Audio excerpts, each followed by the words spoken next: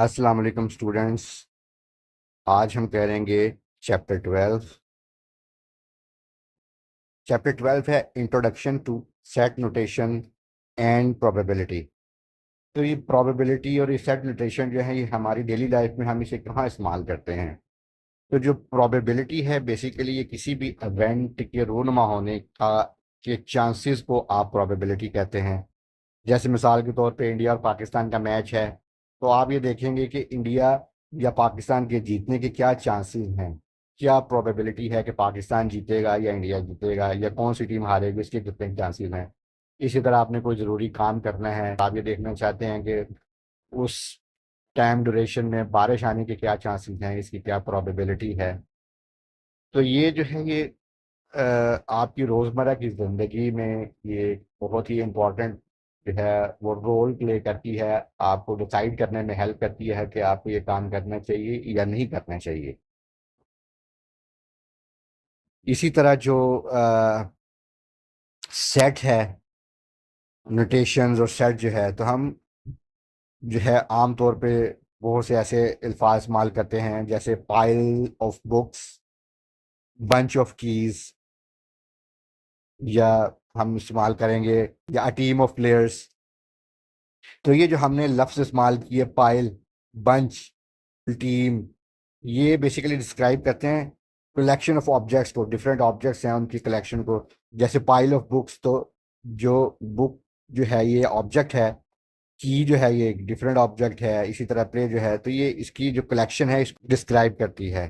तो मैथमेटिक्स में हम जो है सेट जो टर्म है वो इस्तेमाल करते हैं डिस्क्राइब करने के लिए different collection of well defined and distinct objects को। जैसा मिसाल के तौर पे हम कहते हैं कि इंग्लिश में वॉवल्स होते हैं ए, ई, आई, ओ, यू। तो अगर हम ये कहें कि सपोज एस जो है वो सेट है इन तमाम वॉवल्स का, तो हम और जो जो वॉवल्स हैं ये मेंबर्स हैं इस सेट के, तो हम इसको कैसे हम इसे डिस्क्राइब करेंगे, हम इसे कैसे लिखेंगे। तो हम लिखेंगे S is equal to, bracket में लिखेंगे ए, ई, आई, ओ, यू।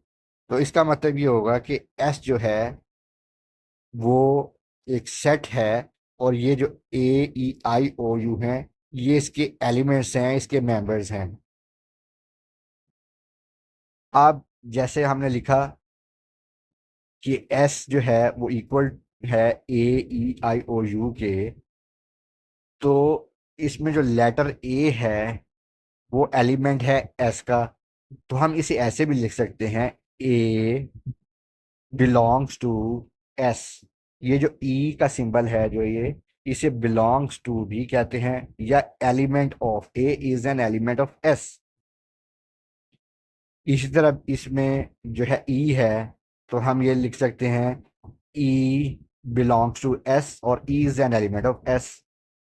अगर हम लिखें, यहाँ पर देखें कोई वर्ड से बी, बी इसमें नहीं है, तो हम अगर ये बताना चाहें कि बी जो है वो एलिमेंट नहीं है एस का, तो हम लिखेंगे B is not an element of S. और ये जो ई के साथ ये जो हमने एक क्रॉस सा लगाया हुआ है, एक लाइन लगाई है, बेसिकली ये कह रहा है कि बी जो है वो does not belong to S, या B is not an element of S, कि बी जो है वो एस का एलिमेंट नहीं है। अब अगर आप देखें तो ये ए, ई, आई, ओ, यू 5 एलिमेंट्स बनते हैं। तो हम इसको ऐसे भी लिख सकते हैं कि N S is equal to 5। और जो एन एस है, ये जो नोटेशन है ये डिनोट्स कर रही है नंबर ऑफ एलिमेंट्स जो बिलोंग करते हैं सेट एस। तो हम इसे ऐसे भी डिनोट कर सकते हैं। आमतौर पर जो है जो सेट होता है उसे कैपिटल लेटर्स में लिखा जाता है, और जो एलिमेंट्स हैं उनको स्मॉल लेटर से रिप्रेजेंट किया जाता है। लेकिन समटाइम जो है हम सेट को जो है वो या स्मॉल लेटर्स में भी लिखते हैं, और जो एलिमेंट होते हैं उनको हम कैपिटल लेटर्स में भी लिख लेते हैं। अब हम चलते हैं एक्सरसाइज 12A की तरफ। क्वेश्चन 1 है A is the set of odd positive integers less than 11, list all the elements of A in set notation. तो वो कहता है कि ए जो है वो ऑड पॉजिटिव इंटीजर्स का सेट है जो कि 11 से लेस हैं। तो यहाँ पर हम इसे कैसे लिख सकते हैं? ए जो है वो सेट है, पार्ट 1 पे आते हैं। तो ए को हम रिप्रेजेंट कर लेंगे कैपिटल ए से, इक्वल टू एलिमेंट इसके कौन कौन से हैं? वो कहते हैं ऑड पॉजिटिव इंटीजर्स। तो पॉजिटिव इंटीजर्स हैं, तो ये आएगा 1 क्योंकि ये ऑड है।